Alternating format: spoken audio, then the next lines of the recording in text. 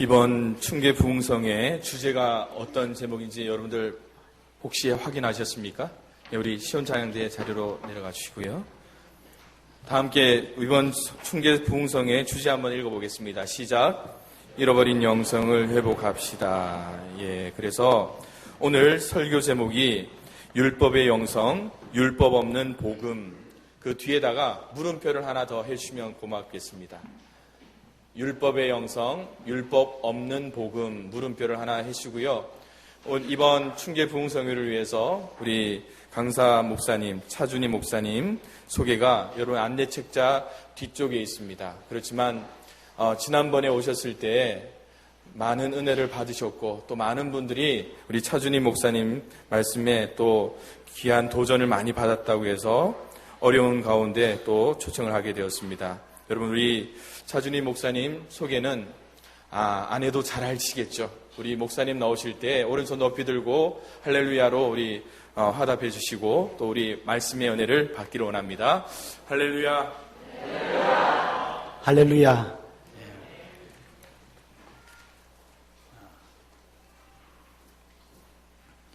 정순옥 권사님, 김미숙 권사님, 최은미 권사님, 무명으로 강성수, 김정자, 이재숙,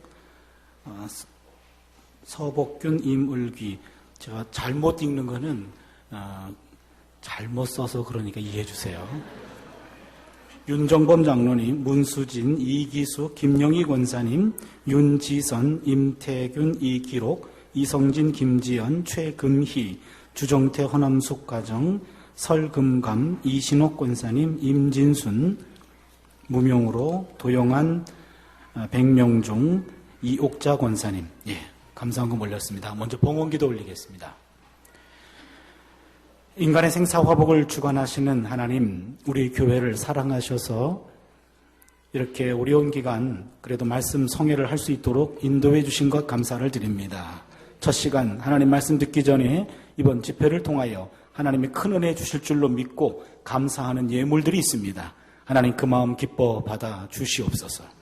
특별히 이런 예물이 다만 드리는 예물만이 아니라 우리의 몸과 우리의 마음과 우리의 소원까지 하려며 하나님의 마음을 움직이는 예물 되게 하여 주시고 응답되는 역사도 일어나게 하여 주시옵소서. 이번 집회 기간을 통하여 4번에 걸쳐서 집중적으로 하나님 말씀 듣겠나이다. 하나님 놓치지 않게 하시고 듣게 하시고 말씀이 뿌려지게 하여 주셔서 새로워지고 영성이 회복되는 복된 기회 되게 하여 주시옵소서. 예수님의 이름으로 기도드립니다. 아멘.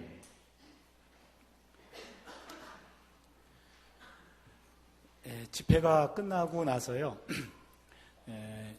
2번째 그리고 3번째 이렇게 초청하는 교회들이 간혹 있더라고요. 근데 그런 교회들은 공통점이 수준이 있는 교회더라고요.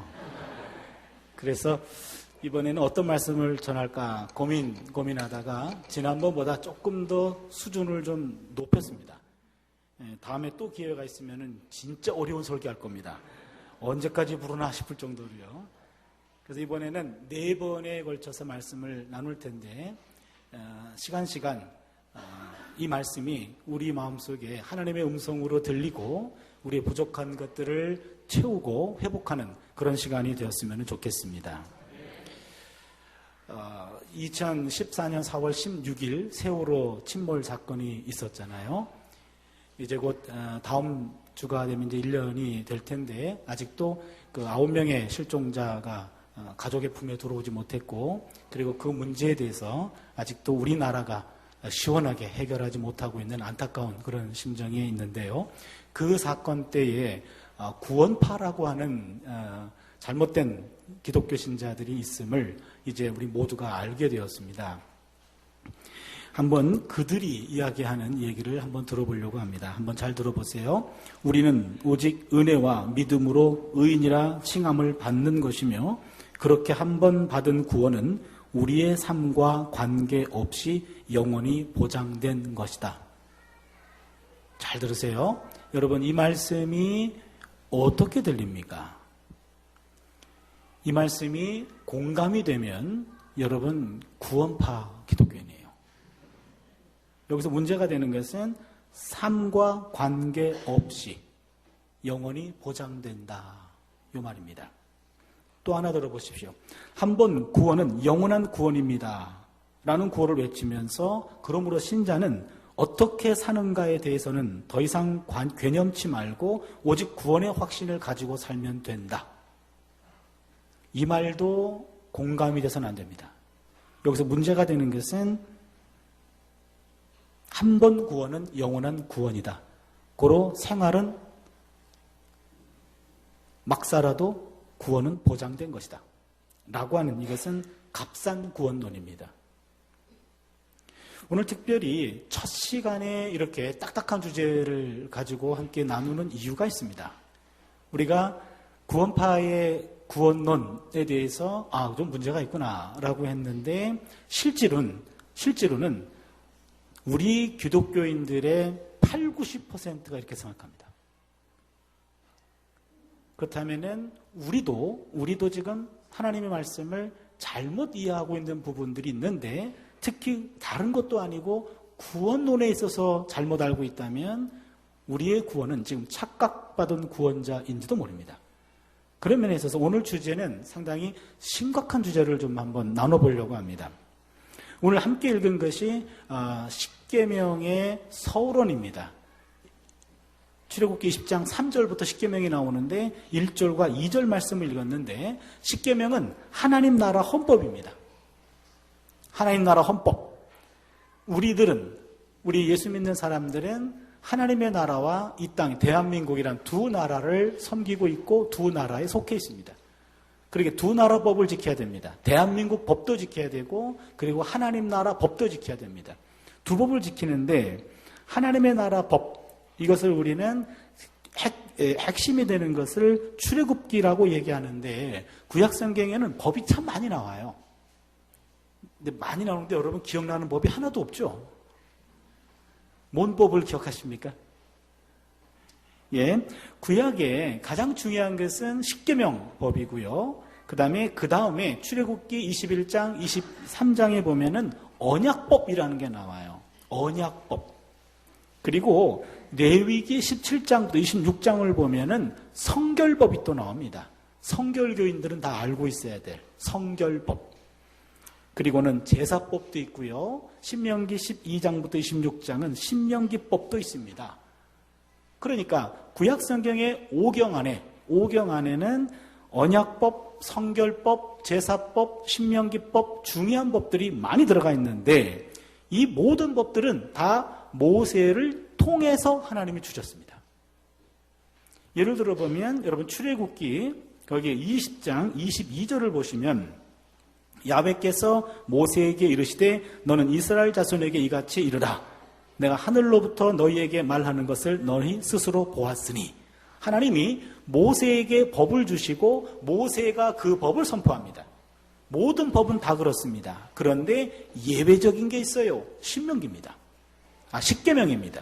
여러분 출애굽기 20장 1절을 보시면 하나님이 이 모든 말씀으로 말씀하여 이르시되 하나님이 직접 하신 말씀으로 나옵니다. 이게 달라요. 십계명은 하나님이 다이렉트로 주셨고 나머지 법들은 하나님이 모세를 통해서 법을 주시고 이 법을 백성들에게 가르쳐주라고 이야기합니다. 그렇다면 십계명은 구약에 있는 모든 법들을 능가하는 가장 중요한 법입니다. 구약에서 본격적으로 율법이 모여있는 본문들을 살펴봤을 때 그 가장 앞에 나와 있는 게 바로 십계명이다라는 이야기죠. 그러면 십계명은 구약의 모든 법을 대표하고 있습니다. 그리고 십계명 이후에 나오는 모든 법들은 그 십계명을 해설해주고 있는 거예요. 따라서 십계명은 구약의 모든 법을 집약해주고 있는 법입니다. 그러면 우리 이런 이야기를 가끔 듣습니다. 구약은 율법이고 신약은 복음입니다. 이런 이야기를 많이 듣습니다. 그런데 여러분, 요 말은 조금 오해를 살 수 있어요. 출애굽기 20장 2절을 보시면 나는 너를 애굽 땅 종되었던 집에서 인도하여 낸 너희 하나님 야훼로다. 이렇게 말합니다. 이것을 우리는 십계명 서론이라고 얘기하고 십계명 서원이다. 이렇게도 표현합니다. 3절부터 십계명 나오는 거 아시죠? 예, 1, 2절은 십계명 들어가기 전입니다. 십계명 들어가기 전에 이 구절에서 뭘 얘기하냐면 하나님께서 이스라엘 백성들에게 나는 너를 애굽 땅 종되었던 곳에서 인도하여 내었다라고 이야기합니다. 이건 뭡니까? 하나님은 이스라엘 백성들을 먼저 구원시켜 놓고 그 다음에 계명을 주셨어요. 이게 중요합니다. 먼저 구원의 조건으로 율법을 주고 율법을 지키면 내가 구원시켜 주겠다. 이게 아닙니다. 먼저 구원시켜 놓고 그 다음에 율법을 주셨어요. 율법 중에 핵심인 십계명을 주셨습니다. 사람들은 흔히 구약을 율법이라고 말하고 신약을 복음이라고 말합니다. 구약은 율법 종교고 신약은 복음 종교라고 말합니다. 다른 말로 말하면 구약은 율법 신앙이고 신약은 복음 신앙이다. 이렇게 말합니다.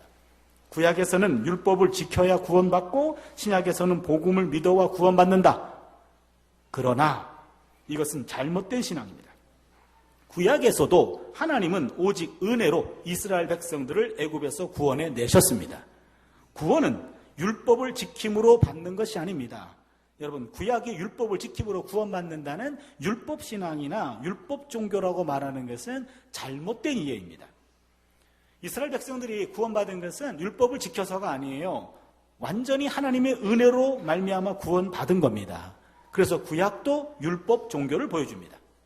그러니까 율법은 구원을 얻기 위한 구원법이 아닙니다. 율법은 하나님의 거룩한 백성이 되기 위한 성민법이에요. 구원은 하나님의 은혜로 받은 것, 여러분 믿으시죠? 그러면 구원받은 사람이라고 한다면 구원받지 않은 사람하고 조금 달라야 되는 거 아닙니까? 구원받았다고 한다면 구원받기 이전과 조금은 다른 삶을 살아야 되는 것 아닙니까? 구원받은 백성이라고 하면은 하나님의 자녀가 됐잖아요. 하나님의 자녀가 됐다면은 하나님의 안자녀하고 달라야 되잖아요. 하나님은 거룩하신 분이라고 한다면 거룩한 자녀답게 살아야 되는 것 아닐까요? 그렇다면 거룩한 자녀답게 살아가는 길을 보여준 것, 그것이 바로 율법이라는 얘기입니다. 율법의 핵심인 십계명은 구원의 조건이 아닙니다. 인간의 자유를 얽어매는 올가미도 아닙니다. 율법은 하나님의 선물입니다. 율법은 하나님의 은혜입니다. 아무 공로 없이 하나님의 기적과도 같은 은혜로 홍해로부터 수장될 만한 위기 속에서 하나님의 은혜로 졸지에 구원받았습니다.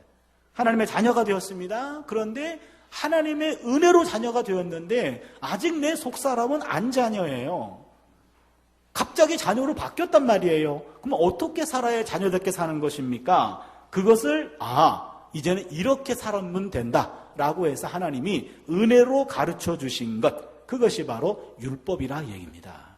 그러니까 율법은 여러분 선물이에요. 은혜예요. 율법이 법으로 느껴진다면, 나를 구속하는 것으로 느껴진다면 아직은 우리가 율법의 은혜를 깨닫지 못한 겁니다. 구약에서는요, 율법은 하나님과의 관계를 유지하기 위한 최소한의 울타리 역할을 해줍니다. 율법은 하나님과의 관계를 세우는 게 아니에요. 하나님과의 관계는 누가 세웠습니까? 누가 세웠죠? 하나님이 일방적으로 세우셨습니다. 하나님이 우리를 일방적으로 자녀 삼으신 거예요. 네가 법을 지켜라. 그러면 내가 널 자녀 삼겠다. 이게 아닙니다. 일방적으로 하나님이 우리를 구원해 주셨고 자녀 삼으셨고 나는 내 아버지다 라고 말씀해 주셨어요. 그러면은 하나님이 내 아버지고 그 하나님과의 관계 속에 살기 위해서 어떻게 살아야 됩니까? 그것은 바로 이제는 내 자녀답게 살기 위해서는 최소한 내가 너에게 가르쳐주는 가르침이 있는데 그게 바로 율법이란 얘기입니다. 그러기에 율법은 관계 유지법입니다. 하나님과의 관계를 유지하는 겁니다. 하나님과의 관계가 건강하게 유지되는 것이 바로 율법의 목적입니다. 따라서 구약에서 율법은 관계 유지 역할을 해요. 그런데 신약에 와가지고 율법이 또 하나의 기능을 담당합니다. 신약 성경에서 그 역할이 달라지는데 신약에서 율법은 하나님과의 관계가 깨졌음을 알려주는 역할을 합니다. 무슨 얘기입니까? 죄를 깨닫게 해주는 역할을 한다 이런 얘기죠. 여러분, 하나님과의 관계 속에서 하나님 품 안에 들어왔어요. 품 안에 들어와서 품 안에 들어와 있는 울타리가 율법이라 그랬잖아요. 관계를 유지해 주는 거예요. 근데 율법을 벗어나요. 그러면 그것은 죄다 이런 얘기입니다. 그러기에 로마서 3장 20절을 보면 그러므로 율법의 행위로 그의 앞에 의롭다 하심을 얻을 육체가 없나니 율법으로는 죄를 깨달음이니라. 율법으로는 죄를 깨닫게 해주는 거예요. 로마서 7장 7절도 그런 얘기합니다. 율법이 죄냐? 그럴 수 없느니라. 율법으로 말미암지 않고는 내가 죄를 알지 못하였으니. 율법을 통해서 죄를 죄로 깨닫게 되는 겁니다. 우리 기독교인들의 죄는 달라요. 세상 사람들의 법 어기는 것도, 세상법 어기는 것도 죄지만 하나님 나라 법 어기는 것은 더 큰 죄입니다.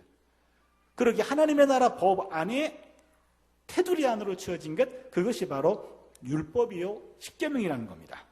율법이 없었다면 우리는 하나님 나라 백성으로서 죄를 깨달을 수 없었을 것입니다. 이게 바로 율법이 갖는 또 하나의 역할입니다. 그런데요, 율법이 첫 번째는 관계유지법이라고 얘기했고, 두 번째로 율법은 죄를 깨닫게 해준다고 얘기했는데, 여기서 또 하나의 역할을 율법이 갖게 됩니다. 예수 그리스도를 믿음으로 구원받은 하나님의 자녀들에게 율법이 또 하나의 새로운 의미를 갖게 됩니다. 어떤 신학자는 이것을 율법의 제3적용이라고까지 말합니다. 믿음으로 말미암아 하나님의 자녀가 되었어요. 그 이후에도 율법은 필요합니다. 2007년이었습니다. 도올 김용옥 선생이라는 분 아시죠? 그분 철학자지 않습니까? 동양 철학자. 이 도올 김용옥 선생이 EBS에서 요한복음을 영어 성경으로 가르치면서 거기서 이제 기독교의 교리에 대해서 언급한 적이 있는데, 이분이 어느 날 갑자기 율법 폐기론을 얘기했어요. 기독교에서는 더 이상 율법은 필요 없습니다. 신약시대 이후로 율법은 폐기됐습니다. 이렇게 얘기했어요. 근데 율법이 폐기되면 제가 구약 교수인 거 아시죠? 제 직업도 폐기되는 거 아시죠? 그래서 이거는 우리한테는 심각한 말이에요. 그런데 구약학자들은 말 같지도 않아가지고 응대를 안 했어요. 그런데 그 여파가 일파만파 막 퍼지기 시작했어요. 그 바람에 기독교 신학자들 중에 조직신학자라는 분들이 있습니다. 조직신학자들은 교리를 다루시는 분들이에요. 이분이 그 도올 김용옥 선생을 초청해가지고 감리교 신학대학에서 신학자들을 다 모셔놓고 도올 김용옥 선생을 놓고 함께 신학적인 토론을 했습니다. 율법 폐기론은 말이 안 된다라는 그런 주장이죠. 아무튼 신학적 토론도 하고 난리를 치는데 구약 교수들은 거의 외면했어요. 그런데 CBS 방송에서 아니, 이 주제는 다른 신학자들이 아니라 구약학 신학자들이 다뤄야 될 문제인데 왜 구약 교수들이 잠잠합니까? 그래서 그분들이 잘못 알고 구약학의 최고로 유명한 사람이라고 잘못 알고 저를 초청했어요. 그래가지고 제가 CBS에 가가지고 1시간 동안 녹화를 했습니다. 그 사회 보시는 분이 도올 김용옥 선생하고 싸움을 붙이려고 그러는데 제가 좀 마음이 조금 불쾌했어요. 왜냐하면 이 사람은 비전문가고 저는 전문가예요. 비전문가하고 전문가가 싸워봤자 이겨도 중간이라. 그래서 말 섞지 말고 싸움 붙이지 말고 구약 율법 맞습니다. 율법으로서의 구약이 오늘 기독교인들에게 왜 필요한지에 대해서 내가 1시간 동안 말하겠습니다. 뭐든지 질문하십시오. 그래가지고 1시간 동안 녹화를 했어요. 그리고 녹화 끝나고 난 다음에 아직도 구약의 율법이 왜 기독교인들에게 필요한지 아주 충분히 설명이 안 됐다고 생각한다면 다시 부르시면 내가 2시간 동안 강의해 주겠다고 그랬습니다. 2007년 그 이후로 지금까지 연락이 없는 것으로 봐서 설명이 잘 된 것으로 저는 그렇게 판단합니다. 율법은 폐기되지 않았고 율법 폐기론을 주장한 그 사람의 주장이 폐기됐습니다. 여러분, 율법과 율법주의를 구분 못해서 그래요. 율법은 좋은 거예요. 율법주의가 잘못된 거죠. 그렇다면 율법은 하나님과의 관계를 유지해주는 유지법, 그 다음에 두 번째는 죄를 깨닫게 해주는 것, 세 번째가 있습니다. 율법의 또 하나의 중요한 기능인데 성화의 길로 안내합니다. 성화의 길로 안내하는 등불 역할을 합니다. 그렇다면 결론적으로 율법의 첫 번째 역할은 하나님과의 관계 유지, 두 번째 역할은 죄를 깨닫게 하는 것, 세 번째 역할은 하나님의 자녀로 성화의 길로 인도하는 것. 이것이 바로 율법이 갖는 의미예요. 오늘날에도 이 세 가지 기능은 여전히 유효합니다. 율법은 하나님과의 관계를 유지할 수 있는 거고 죄를 깨닫게 해주는 거고 동시에 성화의 길로 걸어가는 그 안내 역할을 해주는 것, 그것이 바로 율법이라고 하는 겁니다. 그러므로 예수께서 오심으로 율법이 폐기된 게 아닙니다. 여러분 마태복음 5장 17절에 보면 예수님께서 이렇게 말씀하십니다. 마태복음 5장 17절이죠. 내가 율법이나 선지자를 폐하러 온 줄로 생각하지 말라. 폐하러 온 것이 아니라 완전하게 하려 함이라. 이겁니다. 예수께서 율법을 내가 오음으로 말미암아 폐하려고 한 것이 아니라 완전하게 하려고 왔다. 율법을 완전하게 한다라는 말은 뭡니까? 율법의 원래 의미를 드러낸다는 거예요. 율법의 원래 의미를 드러냅니다. 그리고 율법을 실천할 수 있도록 해주겠다라는 얘기입니다. 예수께서 율법은 인간의 몸으로 행할 수 있다라는 것을 보여주고 행할 수 있도록 도와주기 위해서 오셨다라는 이야기입니다. 예수께서는 메시아입니다. 구약에 언급된 하나님의 뜻을 성취하거나 하나님의 뜻을 실현하시는 분입니다. 그런데 예수님은요, 하나님께서 보내신 자로서 권위를 가지고 있어요. 구약에 의도된 그 의미를 본인은 알고 있습니다. 그리고 그것을 활성화시키고 활동화시키고 실천시킬 수 있는 길로 우리를 인도하십니다. 사실 예수님은 율법의 종이 아니고 율법의 주인이에요. 그런데 율법의 주인인 예수님께서도 율법을 지키려고 노력하셨습니다. 율법의 순종함으로 말미암아 율법이란 모든 인간들에게 무제한적으로 유효하다라는 것을 보여준 겁니다. 하나님의 아들 율법의 주권을 지고 계신 그분도 율법 아래 내려오셔가지고 율법의 요구대로 살아내셨다라는 말씀이죠. 그렇다면 기독교에서 말하는 구원론은요, 먼저 하나님의 은혜로 구원받습니다. 이건 맞습니다. 근데 구원받은 자로서 하나님의 통치를 받고 살아야 됩니다. 이게 중요합니다. 우리는 하나님의 은혜로, 예수의 십자가 공로로 우리가 은혜로 구원받습니다. 맞습니다. 이게 출발입니다. 그런데 거기서 구원이 끝나는 게 아니에요. 구원받은 자로서 구원의 완성을 향하여 하나님의 통치를 받고 있는 겁니다. 다시 말씀드리면 예수께서 오심으로 말미암아 하나님의 나라가 시작되었습니다. 예수께서 오셔서 하나님 나라가 이미 시작이 된 것 여러분 믿으시죠? 지금 하나님의 나라가 지금 이 안에 이루어진 거예요. 그런데 그 하나님의 나라가 아직 완성된 나라가 아닙니다. 하나님의 나라가 완성되는 그날은 예수께서 재림하실 때 하나님의 나라가 완성이 돼요.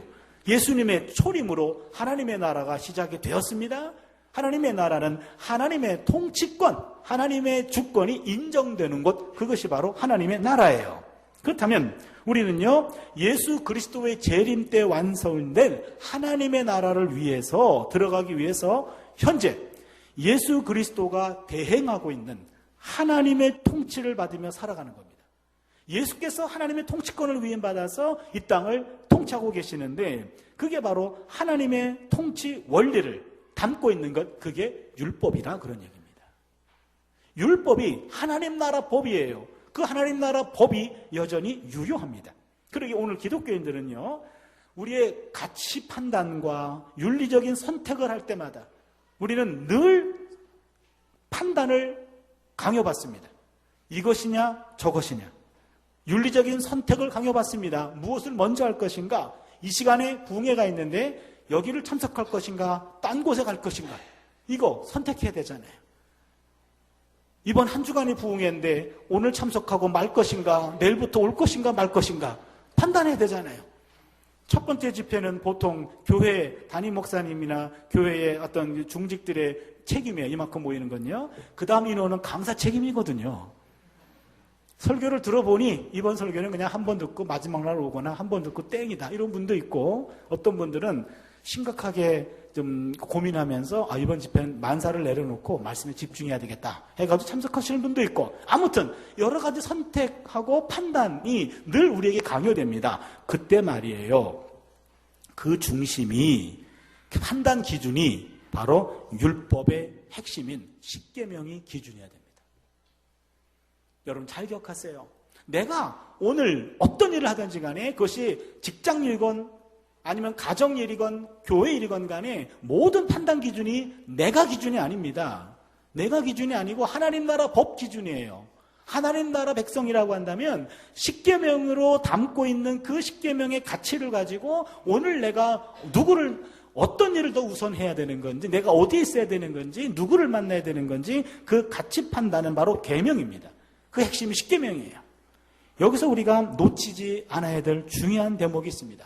이제는 율법을 지키되 구약시대와 다른 게 하나 있어요. 그게 뭐냐면 로마서 8장 4절을 보면 육신을 따르지 않고 그 영을 따라 행하는 우리에게 율법의 요구가 이루어지게 하려 함이라. 누가 도와줍니까? 성령께서 도와줘요. 이 대목입니다. 여러분, 육신을 따라서 율법을 다 넉넉히 지켜낼 사람이 없어요. 그건 불가능합니다. 그런데 하나님이 도와주신단 말이에요. 누굴 통해? 성령을 통해. 이겁니다. 하나님의 영을 통해서 우리가 율법을 지켜낼 수 있도록 하나님이 도와주는 거예요. 그래서 하나님의 영이 충만해지고 하나님의 영을 따른다면 성령 안에서 우리는 율법의 요구를 몸으로 살아낼 수가 있는 겁니다. 내 힘만 가지고 되지 않아요. 하나님의 영이 역사해야 됩니다. 그리고 여러분, 우리가 기도할 때 그런 기도 많이 하잖아요. 힘으로 되지 않습니다. 능으로 되지 않습니다. 하나님의 영으로만 가능합니다. 여러분, 무슨 문제가 있고 어려운 문제 있을 때 여러분, 인간적인 어떤 기준 이것 다 내려놓으시고요. 인간의 힘으로 되지 않아요. 능으로 되지 않아요. 힘이라고 하는 것은 군사적인 힘이에요. 능이라고 하는 것은 권력의 힘이에요. 그게 아니고 하나님의 영으로 가능하다. 하나님의 영이 내 안에 임해서 모든 가치 판단을 다 내려놓고 성경이 말하는 가치 판단의 기준을 내려서 내 생각이 아니라 하나님의 생각으로 판단할 수 있는 그런 은혜가 있기를 바랍니다. 그렇다면 고린도후서 5장 17절에 그런 중 누구든지 그리스도 안에 있으면 새로운 피조물이라 이전 것은 지나갔으니 보라 새 것이 되었도다 라는 이야기입니다. 그러기에 하나님의 영으로 우리는 새로운 피조물이 되었습니다. 여러분 믿습니까? 예, 십계명은 새로운 피조물인 우리가 어떻게 살아야 하는가를 우리에게 제시합니다. 이제는 종이 아니라 우리는 자유인으로 하나님의 영의 지배를 받아서 율법과 십계명을 대하는 겁니다. 하나님의 영이 우리를 도와주십니다. 율법 계명들은요, 우리가 그동안 즐겨왔던 죄악된 습관들은 끊어버리라고 말합니다. 불순종한 모습에서 돌이켜서 하나님 말씀에 순종하라고 명령하십니다. 그런데 이러한 계명들이 아직도 우리에게 불편하게 느껴집니까? 억압적으로 느껴집니까? 만약 그렇다면 그 사람은 하나님의 영을 따라 행하는 기독교인이 아닙니다.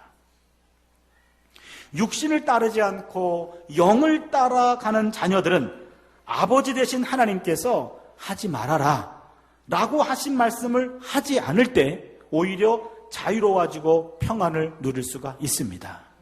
반대로 그 아버지께서 하지 말아라 라고 하는 것을 하라고 했을 때, 하라는 것을 행할 때 그때 오히려 세상이 줄 수 없는 기쁨이 충만해지고 하나님과의 올바른 관계가 계속 유지가 되는 겁니다. 건강한 신앙인은 하나님의 말씀을 기쁨으로 순종할 수 있는 사람입니다.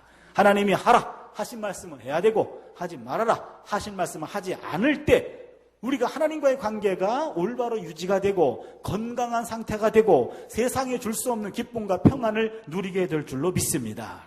그러기에 하나님의 말씀 그리고 율법과 십계명은 인간이 바로 그렇게 건강하게 하나님과 함께 살면서 그 계명을 지킬 때 주어지는 자유와 생명을 체험할 수 있게 해주는 것, 그것이 바로 율법입니다.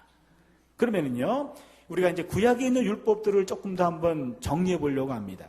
여러분, 구약의 율법은요, 창세기, 출애굽기, 레위기, 민수기, 신명기 5경 안에 다 들어가 있습니다.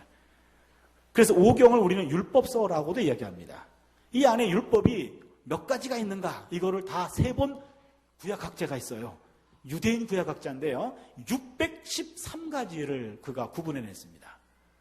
613가지가 있다는 거예요. 그분이 세워보고 난 이후로 아무도 다시 세지 않습니다. 참 대단한 사람이에요, 그분이요. 그분이 613가지라고 세고 어떻게 또 이걸 구분해냈냐면 해라, 하지 말아라. 긍정율법과 부정율법을 구분했어요. 해라라는 걸 그가 카운트했는데 248개가 나왔습니다. 하지 말아라라는 게 365가지예요. 248365 계산 빠른 분들은 보태기 해보세요. 613가지입니다. 그리고 그분이 해석하기를 248365 인간의 뼈마디가 248마디래요. 그래서 우리 인간이 내 몸 전체가 365일 하루도 빼놓지 않고 지켜야 될 말씀, 그렇게 해석한 겁니다. 제가 이 말을요, 의사 선생님들이 모인 자리에서 한번 특강한 적이 있었어요. 그랬더니 정형외과 선생이 248개 아닌데 그러시더라고요. 그래서 유대인들의 뼈하고 우리 뼈하고 좀 다른 모양이에요. 예, 아무튼 유대인이 그렇게 은혜롭게 해석해놨기 때문에 다시 세서 뼈를 뺐다 뺐다 할 수는 없으니까 그냥 우리 몸 전체가 하루도 빼놓지 않고 지켜야 될 말씀, 이렇게 생각하면 좋습니다. 근데 이 너무 많아요. 그렇잖아요. 613가지 어떻게 기억합니까? 구분하기도 힘든데요. 이것을 하나님께서 10가지로 정리해 주신 거예요. 그게 뭡니까? 십계명입니다. 근데 여러분, 십계명도 많아요. 한번 십계명 외워볼까요? 예, 벌써 지금 눈을 깔아요, 몇 사람이요, 지금. 십계명 못 외우는 분들이 꽤 있을 겁니다. 제가 지금 한세대학교에서 22년째 교수 생활을 하고 있는데, 학생들, 면접할 때 있잖아요. 면접할 때 보면은 다들 신학생들이니까 하나같이 다 하나님이 불렀다는 거예요. 근데 진짜 불렀는지 확인해야 되잖아요. 우리가 필요한 거는 50명인데 하나님이 불렀다는 사람이 200명이란 말이에요. 그 150명은 지금 부르는 게 아니라 나중 부르는 걸 수도 있잖아요. 그러니까 지금 부른 사람이 누군가 이거를 구분해내야 되는데, 그러면 이제 성경을 얼마큼 읽었냐 그러면은요, 오독했습니다. 막 10독 이렇게 얘기해요. 그럼 내 마음속으로 지금 고등학교 마치고 바로 왔는데, 넌 그러면 공부 안 하고 성경만 읽었냐 싶을 정도로 성경을 많이 읽었다는 거예요. 그러면 어떡합니까? 성경을 제대로 읽었는지 확인해 봐야 되잖아요. 그러면 제가 이것저것 아주 꼬치꼬치 여러 개 묻거든요. 여기서는 제가 이렇게 은혜스러운 얼굴이지만 학교에서는 다른 얼굴이거든요. 그래서 꼬치꼬치 묻는데 여러 개 답변을 잘 못했어요. 그래서 아직도 그 학생이 아직도 자기가 성경을 제대로 많이 읽었는데 굉장히 좀 억울한 그런 표정을 짓고 있어서 마지막 기회를 주려고 그러면은 십계명 외울 수 있나? 그랬습니다. 그랬더니 이 학생이 당황했어요. 그동안 억울해하다가 당황해하면서 분위기를 보니까 이미 안 될 분위기인 것을 판단하고 본인이 벌떡 일어나더니 바깥으로 나가더라고요. 그러더니 교수님은 다 외워요? 그러고 나가더라고요. 그래서 내가 뒤통수에 대고 다 외우거든 그랬습니다. 아마 그 학생도 많이 상처받았던 것 같아요. 십계명에 아마 트라우마가 있을 것 같은데 그것 때문에 그 학생은 떨어졌거든요. 여러분 십계명 외웁시다. 그러면 그것도 아마 힘들 것 같아요. 그래서 예수님이요 2개로 줄여주셨어. 하여튼 예수님은 여러 가지로 고마우신 분이에요. 뭐라고 줄였죠? 하나님을 사랑하라, 이웃을 사랑하라. 2로 줄여줬습니다. 1계명부터 4계명까지는 하나님에 대한 계명, 5부터 10계명까지는 인간에 대한 계명, 이웃에 대한 계명입니다. 그렇다면은 요 2가지 예수님께서 하나님 사랑과 이웃 사랑으로 구분해 주셨는데요. 여기서 중요한 게 있습니다. 예수께서 가라사대, 마태복음 22장 37절로 40절인데요. 예수께서 가라사대 내 마음을 다하고 목숨을 다하고 뜻을 다하여 주 너의 하나님을 사랑하라 하셨으니 이것이 크고 첫째 되는 계명이요. 둘째는 그와 같으니 내 이웃을 내 몸과 같이 사랑하라 하셨으니 이 2 계명이 온 율법과 선지자의 강령이니라 할 때, 여기서 여러분 둘째는 그와 같으니 할 때 그와 같으니라는 말은 보통 사람들이 생각할 때 뒤에 나오는 것을 가리킨다고 생각해요. 근데 그게 아닙니다. 둘째는 그와 같으니라는 말은 앞에 있는 걸 받아요. 그러면은 하나님을 사랑하라와 이웃 사랑을 얘기하는데 예수께서 이웃 사랑을 얘기할 때 왜 하나님 사랑과 같은 것인데 이웃을 사랑하라 이렇게 얘기하냐면요. 이 당시에 유대교에서는 구약에 있는 모든 말씀을 한 개로 집약했습니다. 신명기 6장 4절 5절에 나와 있는 쉐마 이스라엘, 이스라엘아 들으라. 오직 야훼는 한 분이시다 하면서 마음을 다하고 뜻을 다하고 힘을 다하여 내 하나님을 사랑하라 라는, 하나님을 사랑하라 라는 이것이 유대교인들이 생각하는 구약 전체 율법의 핵심이었습니다. 하나님 사랑에만 집중했어요. 이때 예수께서 이웃 사랑을 거기다 하나 더 집어 넣으셨어요. 이거는 굉장히 위험한 시도입니다. 하나님을 사랑하는 것과 이웃을 사랑하는 것을 동급으로 놓은 거라니까요. 그렇잖아요. 둘째도 그와 같으니 하나님 사랑과 똑같으니 이웃을 사랑하라 라고 두 개를 얘기한 겁니다.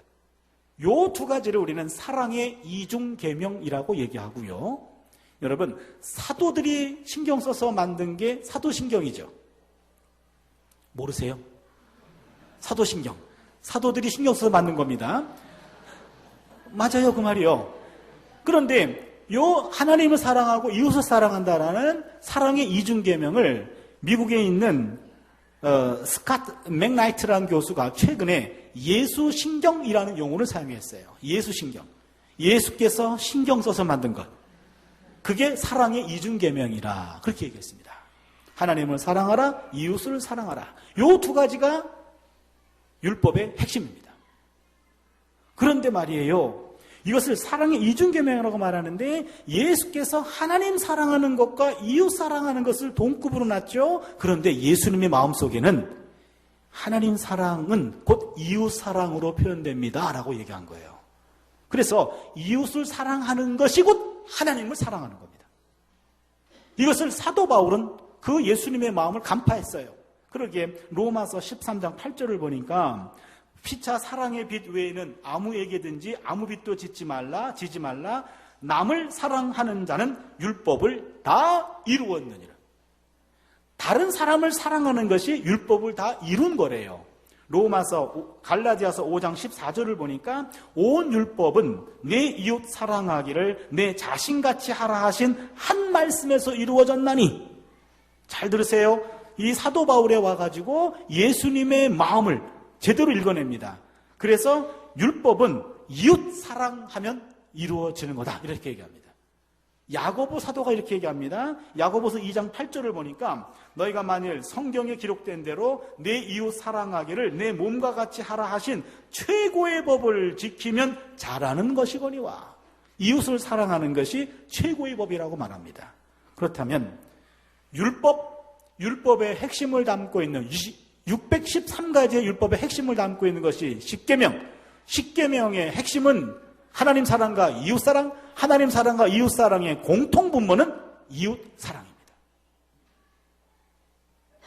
율법의 핵심은 이웃 사랑입니다. 여러분 잘 기억해 주세요. 율법의 핵심은 이웃 사랑이고 기독교의 핵심도 이웃 사랑입니다. 예수님께서 이렇게 말씀하십니다. 요한복음 13장 34절입니다. 새 계명을 너희에게 주노니 서로 사랑하라. 내가 너희를 사랑한 것 같이 너희도 서로 사랑하라.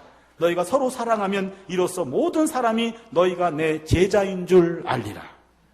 예수님 시대에 예수님과 율법학자들이 율법 논쟁을 벌린 것은 율법의 본래 의도를 율법학자들이 오해했기 때문에 그래요. 율법학자들은요, 그래서 율법주의가 된 겁니다. 예수님은 율법 정신을 꿰뚫은 거고 율법학자들은 율법을 법으로만 이해했습니다. 그러나 법보다 더 중요한 것은 그 정신이에요. 그 정신은 사랑이었습니다. 이웃사랑이었습니다. 이웃사랑이라는 기준을 놓고 율법을 해석해야지 율법을 조문으로 놓고 해석했기 때문에 다른 결과가 나온 거예요. 그래서 율법의 정신은 이웃사랑입니다. 그 율법은 지켜야 됩니다. 그러나 율법을 법으로 지키는 율법주의는 안 된 겁니다. 잘못된 겁니다. 그러기에 알버트 슈바이처라고 하는 그 유명한 성자 있잖아요. 아프리카에서 의료 활동하면서 신학자이기도 했던 그분이 이런 말합니다. 기독교의 최대 이단은 가르침과 교리의 잘못됨보다는 사랑하지 않음에 있다.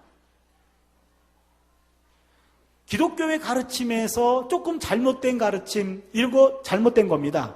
그러나 더 잘못된 것은 그런 사람들조차도 사랑하지 않는 것이 더 큰 잘못이라는 얘기죠. 우리에게 사랑이 없다면 그 어떤 것 이단보다 더 큰 이단입니다. 이웃 사랑이라는 것이 율법의 가장 근본 정신이고 십계명의 근본 정신도 이웃 사랑입니다. 이웃을 사랑하는 것이 그게 하나님을 사랑하는 것입니다. 이것이 바로 율법의 기본 핵심적인 사상이에요. 여러분, 나중에 하늘나라 가면, 완성된 하나님의 나라 가면 율법이 있을까요? 없을까요? 한번 상상해 보세요. 있을까요? 없을까요? 아니면 다시 말씀드릴게요. 있으면 좋겠어요? 없으면 좋겠어요? 없으면 좋겠어요? 예, 여러분의 기대와는 달리 하나님의 나라에는 율법이 있을 것 같아요. 이거는 누구도 확답할 수는 없어요. 왜? 가신 분은 있지만 오신 분은 없어서 그래요. 그래서 그냥 추정만 하는데요. 여러분, 창세기 1, 2장. 창세기 1, 2장은 타락하기 이전입니다. 그렇죠? 창세기 3장에 타락해요. 창세기 1, 2장은 그래서 낙원을 이야기합니다. 낙원. 하나님의 나라에 대한 그림자를 보여줍니다. 창세기 3장에서 인간이 타락하죠? 그래서 인간이 낙원으로부터 추방당합니다. 실낙원입니다. 낙원을 잃어버린 사람들의 이야기. 그게 어디까지 계속되냐면은 요한계시록 20장까지 계속됩니다. 그랬다가 요한계시록 21장, 22장, 맨 마지막 두 장인데 21장에 보면 내가 새 하늘과 새 땅을 본다. 이런 말이 나와요. 그러면 요한계시록 21장, 22장은 하나님의 나라가 회복된 걸 보여줍니다. 그럼 우리는 이것을 복낙원이라 그래요. 회복할 복자. 그렇다면 성경의 맨 앞쪽은 낙원, 중간은 실낙원, 맨 마지막 두 장은 복낙원입니다. 그러면은 1, 2장과 창세기 1, 2장과 요한계시록 21장, 22장은 나중에 완성될 하나님의 나라의 그림자가 되죠. 그렇다면 창세기 1, 2장에 율법이 있으면 완성될 하나님 나라 율법이 있을 것이고 여기에 율법이 없으면 여기에 없을 거예요. 근데 여기에 있어요. 창세기 1장 28절을 보면 하나님이 그들에게 복을 주시며 하나님이 그들에게 이르시되 생육하고 번성하여 땅에 충만하라. 땅을 정복하라. 바다의 물고기와 하늘의 새와 땅에 움직이는 모든 생물을 다스리라 하시니라. 하나님이 명령하셨습니다. 명령율법이죠. 긍정율법입니다. 이 말씀은 낙원에 있었던 최초의 남자와 여자에게 주신 하나님의 긍정율법입니다.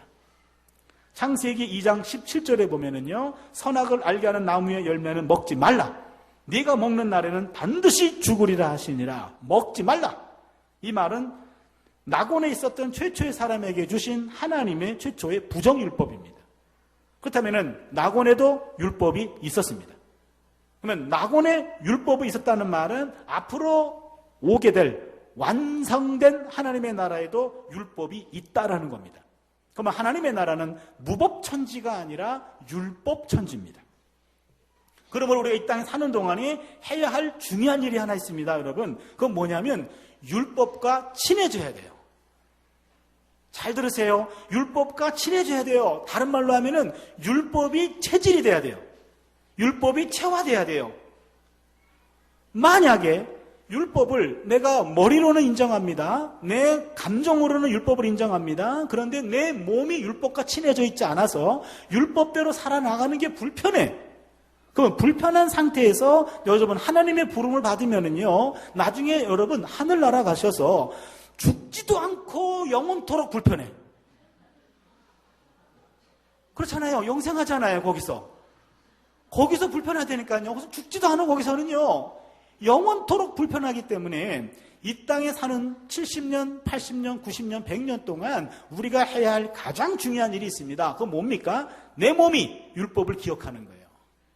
내 몸이 율법을 지키는 게 자연스럽고 율법 안에 있을 때 자유로워야 돼요. 평안함을 느껴야 됩니다. 겉으로는 그렇지만 속은 안 그렇다 그러면요, 그 속 사람은 천국 체질이 아니에요. 천국 체질은 율법 체질을 말합니다. 물론 우리가 나중에 부활하면 부활체로 바뀔 거예요. 부활체로 바뀌지만 그 바뀌는 그 몸에도 나의 지금의 모습, 지금의 영성이 어느 정도 연관성이 있기 때문에 이 땅에 있는 동안에 여러분 율법 체질로 바뀔 수 있는 은혜가 있기를 바랍니다. 그래, 율법은 내 몸으로 지켜내야 되고 하라 하는 것을 할 때 세상에 줄 수 없는 기쁨, 하지 말라 하는 것을 하지 않을 때 하나님이 나와 함께 하시는 그 신비한 은혜, 이런 은혜와 기쁨이 우리 안에 충만해지기를 바랍니다. 말씀을 이제 정리할 때가 됐는데요. 우리 개신교의 구원론은 오직 믿음으로 구원받습니다 라고 하는 것이 구원론의 출발이었어요. 왜냐하면 이 말이 나오기 전에 1517년 10월 31일 날 마틴 루터가 종교개혁을 일으킬 때 그 당시 카톨릭은 잘못된 가르침을 주었습니다. 그 당시 성 베드로 성당을 하기 위하여 재정이 필요했기 때문에 그들이 믿음이 아니라 선행을 통해서 또한 이미 죽은 분들을 위해서 헌금을 해야 그분들도 연옥에서 천국으로 가고 모든 사람들의 죄가 속죄될 수 있습니다 라고 하는 헌금을 강조하면서 그들에게 행동을 강조했던 얘기입니다. 그것은 성경이 말하는 구원론과 정면 배치되기 때문에 종교개혁자들이 오직 믿음이라고 하는 솔라 피데라는 것을 강조하게 되었고 개신교가 생겨나게 된 거죠. 그런데요, 마틴 루터가 그 일에 앞장을 섰는데 그러면서 다시 성경을 번역했어요. 성경을 번역하는데 성경을 같이 번역하고 종교개혁을 함께했던 멜랑시톤이라는 사람이 있습니다. 멜랑시톤. 이 멜랑시톤이 아우그스부르크 신앙고백서에서 이런 글을 남깁니다. 이분이 참 천재인 것 같아요. 솔라 피데라는 것만 강조한 나머지 혹시 오해가 생길지 모르겠다. 솔라 피데, 오직 믿음이라고 하는 것만 강조한 나머지 행동이 배제될지도 모르겠다라는 걸 예견했어요. 이분이. 멜랑시톤이. 그래서 멜랑시톤이 뭐라고 얘기했냐면 솔라 피데 에스트 눈쿠밤 솔라. 무슨 얘기인지 모르시죠? 예, 저는 여러분이 모를 때 그때가 가장 기분이 좋아요. 이 솔라 피데, 이게 라틴어인데 솔라 피데, 오직 믿음은 에스트는 is예요. 영어 is. 눈쿠밤 솔라. 이 말은 무슨 말이냐면 오직 믿음이라고 하는 말은 그러니까 오직 믿음만이 의롭게 한다라는 말은 의롭게 하는 믿음은 결코 홀로가 아니다. 더 어렵나요, 한국말이? 무슨 말이냐면 오직 믿음으로 구원받는다는 말은 행동이 배제된 게 아니다 그 말이에요. 요 말이었어요. 솔라 피데 에스토 눈쿠밤 솔라. 오직 믿음이라고 하는 말은 눈쿠밤 솔라. 오직 믿음으로만 구원받는다는 것은 아니다. 만이 아니라 거기에 행위도 포함된다. 요거를 우려했어요, 이분이. 그런데 솔라 피데 에스토 눈쿠밤 솔라 그랬는데 말도 길고 이해도 못 하잖아요. 그래서 앞에 것만 솔라 피데 이것만 남은 거예요. 솔라 피데 에스토 눈쿠밤 솔라. 이 뒤에 게 다 잊어버려졌어요. 그냥 가발이 들어간 겁니다. 그러다 보니까는 구원파적 구원론이 나온 거예요.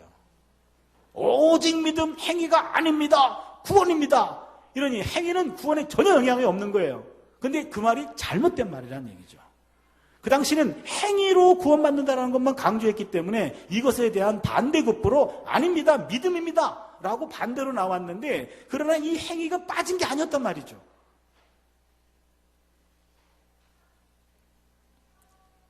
행함이 없는 믿음은 그 자체가 죽은 믿음이죠.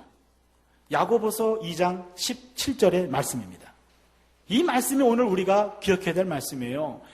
성경이 말하는 구원론은 믿음으로 구원받는다는 건 맞습니다. 그러나 그 믿음 안에 행위가 빠지지 않아요. 그러면은 헷갈릴 거예요. 아니, 믿음으로 구원받는다는 겁니까? 행위로 받는다는 겁니까? 도대체 뭡니까? 헷갈릴 겁니다. 안 헷갈린 사람이 진짜 헷갈리고 있는 거예요, 지금. 그러면 정리합시다. 여러분, 한쪽은 율법 폐기론이 있었고 한쪽은 율법주의가 있었어요. 율법주의는 율법을 통해서 구원받는다. 율법주의입니다. 율법 폐기론은 율법으로 구원받는 것이 아니라 오직 믿음으로만 구원받는다. 이렇게 얘기합니다. 그러면 여기서 우리가 잘 따져봐야 됩니다. 이 두 가지 극단적인 오류는 잘못된 겁니다. 이 둘 사이에 나와 있는 아주 좁은 오솔길을 찾아야 됩니다.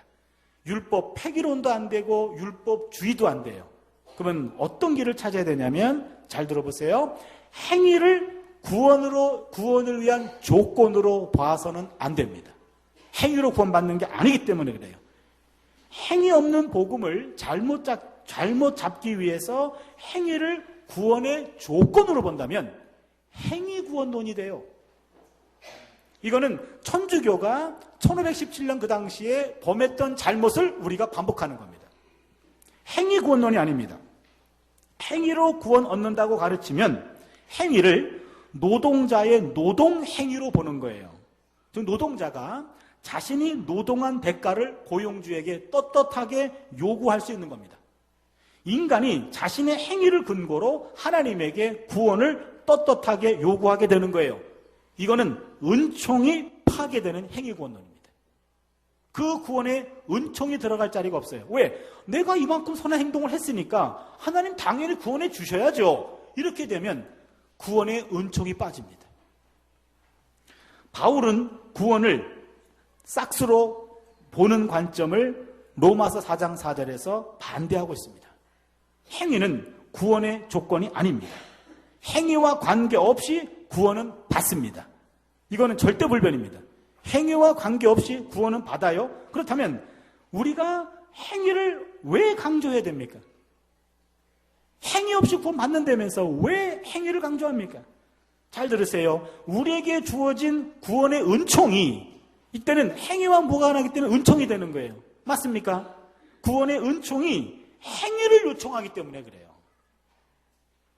다시 말씀드리면 1만 달란트의 빚을 탕감받은 사람은 돈의 빚은 탕감되었습니다. 그러나 새로운 빚이 생겼어요. 은총의 빚. 1만 달란트 돈을 탕감받은 사람은 돈의 빚은 탕감됐을지 몰라도 그 은총의 빚을 안고 삽니다. 그리고 은총의 빚을 진 사람은 은총에 걸맞는 행동을 요구받습니다. 행위가 구원보다 앞서는 것이 아니라 구원이 행위보다 앞섭니다. 그러기에 먼저 구원의 은총이 주어지고 그 은총이 죄인을 은총의 빚으로 규정하기 때문에 우리는 빚진 자로 규정당한 사람은 마땅히 은총에 합당한 삶을 우리가 살아내야 된다는 이야기입니다. 이해하시겠습니까? 그러기에 율법 폐기로 아닙니다. 여러분, 율법주의도 아닙니다. 율법으로 구원받는 거 아니에요. 하나님의 은총으로 구원받아요. 그러면 이제 구원받았다고 한다면 이제는 구원받은 자로서 은총의 빚을 진 거예요. 그 은총의 빚은 구원에 합당한 삶이 요구되는 겁니다. 이때 행위가 요구돼요. 그러기에 그 행위는 하나님의 은혜 받은 자로서 이제는 구원이 시작됐습니다. 구원의 완성을 향해서 우리가 걸음을 걸어가고 있는 겁니다.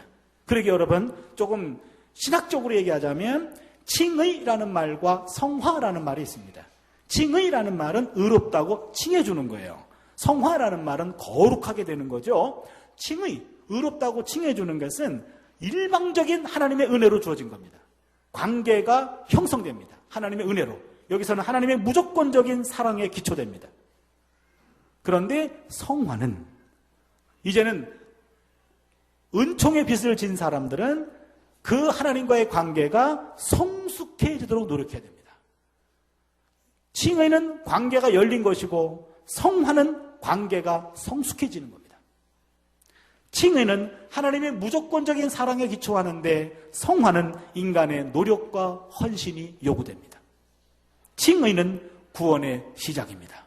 성화는 구원의 완성입니다. 그렇다면요, 여러분 잘 들으세요. 구원이란 하나님의 은혜로 구원이 시작된 겁니다. 그러나 그 구원의 시작은 구원의 완성까지 우리가 삶으로 살아내야 될 몫이 있다라는 이야기예요. 이게 중요합니다. 빌립보서 2장 12절을 보면 그러므로 나의 사랑하는 자들아 너희가 나 있을 때만 아니라 더욱 지금 나 없을 때에도 더욱 항상 복종하여 두렵고 떨림으로 너희의 구원을 이루라. 두렵고 떨림으로 구원을 이루어가는 과정이에요. 여러분, 그러기에 구원의 확신이 있어야 된다라는 말은 절반은 맞고 절반은 틀려요. 구원의 확신이 있어야 됩니다. 그러나 그 확신이 나는 어떻게 살아도 나는 구원받을 수밖에 없어. 이건 잘못입니다. 여러분, 구원의 의외성이란 말 들어보셨죠? 나중에 완성된 하나님의 나라 가게 되면 3번 논란되잖아요. 첫 번째는 구원의 확신은 있다고 내가 생각했지만 그래도 내가 아는 내가 정말로 내가 구원받은 사람인가? 라고 의심될 때가 있는데 내가 구원받은 것, 이건 놀라운 일이에요. 내가 하나님 나라의 백성이 돼가지고 완성된 그 나라에 들어갔어. 너무 놀라운 일이에요. 두 번째는요, 저 인간은 왜 왔지? 저 왼수가 왜 왔지? 여기 지옥 아닌가벼? 그런 생각이 들 정도로 어떻게 저 왼수 같은 저 인간이 왔지? 그것 때문에 놀라는 거예요. 내가 온 것 때문에 놀래고 와서는 안 될 사람이 온 것 때문에 놀라고 세 번째는 그분이 왜 안 보이지? 꼭 와야 될 분이 못 오신 거예요. 이게 구원의 의외성입니다. 그렇다면요, 여러분, 구원이란 두렵고 떨림으로 이루어지는 과정이에요. 어떤 선교단체에서 사람이 와서 맨 처음으로 아무 영문도 모르는 사람한테 따라하십시오. 나는 하나님의 자녀가 되었습니다. 난 죄를 고백합니다. 이제 예수의 피로 구원받았습니다. 라고 입으로 따라하게 하고 당신은 오늘부터 구원받았습니다. 이러한 것은 위험합니다. 절반은 맞고 절반은 틀린 거예요. 그건 구원이 받은 것이 아니라 구원이 시작된 거로 이야기해야 돼요. 그럼 말하는 사람도 영문도 모르는 채 따라했더니 구원받았대. 이게 뭔 소리입니까? 다 틀린 말은 아닙니다. 그러나 다 맞는 말도 아니에요. 구원은 그렇게 만만하게 이루어지는 과정이 아닙니다. 하나님의 은혜로, 은총으로 시작된 그 구원이 완성되기까지는 끊임없이 주님 앞에 무릎 꿇고 하나님 나라 백성으로 하나님 나라 법을 마음에 새기면서 윤리적으로 그리고 매일매일 순간순간 그 법을 따라 결단하며 살아가고 두렵고 떨리는 마음으로 이루어져 갈 때 바로 그 순간에 하나님의 구원이 이루어질 줄로 믿습니다. 히브리서 12장 28절 29절을 보시면요. 그러므로 우리가 흔들리지 않는 나라를 받았은즉 은혜를 받자 이로 말미암아 경건함과 두려움으로 하나님을 기쁘시게 섬길지니 우리 하나님은 소멸하는 불이심이라. 하나님 앞에서 경건함과 두려움을 잃지 않으시기를 바랍니다. 여러분, 진정한 구원의 반열에 서 있는 사람들은요, 항상 하나님 앞에 두렵고 떨림이 있어야 되고 경건함과 두려움이 있어야 됩니다. 이 하나님의 나라에 대한 두렵고 경건함과 두려움, 하나님에 대한 두려움이 있어야 돼요. 하나님을 만만하게 봐서는 안 됩니다. 오늘날 하나님을 만만하게 보는 사람들이요, 많은 것 같아요. 교회 안에도요. 그래서는 안 됩니다. 우리는 인간이기 때문에 우리는 부족할지 몰라도 우리 하나님은 만만치 않습니다. 하나님 앞에 두렵고 떨림으로 경건함과 두려움으로 신앙생활 할 수 있기를 바랍니다. 마태복음 7장 21절에 나더러 주여 주여 하는 자마다 다 천국에 들어갈 것이 아니요 다만 하늘에 계신 내 아버지의 뜻대로 행하는 자라야 들어가리라. 바로 이 말씀입니다. 은총으로 시작된 그 구원의 반열에서 시작된 구원이 완성된 구원에까지 이룰 수 있도록 성화의 길에서 이탈되지 아니하고 두렵고 떨림으로 구원을 만들어 나가는, 구원을 완성해 갈 수 있는 모든 은혜가 우리에게 임하기를 축원합니다. 기도하겠습니다. 하나님, 잃어버린 영성을 회복하자라는 주제를 가지고 우리가 4번에 걸쳐서 반드시 회복해야 될 영성을 함께 나누려고 합니다. 특별히 율법의 영성이 오늘 우리에게 필요합니다. 많은 크리스찬들이 아직도 하나님의 말씀에 대한 명확한 이해와 구원에 대한 이해가 부족해서 잘못된 가르침에 현혹이 되고 흔들릴 때가 많습니다. 하나님의 은혜로 시작된 그 은총의 구원 사건이 성화의 길로 완성될 수 있도록 우리 한 사람 한 사람을 온전히 붙들어 주시옵소서. 두렵고 떨리는 마음 주시옵소서. 경건함과 두려움을 주시옵소서. 하나님 아버지 앞에 하루하루 빚어가는 인생이 되게 하여 주셔서 내 모든 것들을 내려놓고 내 안에 사신 예수 그리스도를 바라보는 복된 인생 되게 하여 주시옵소서. 예수님의 이름으로 기도드리옵나이다.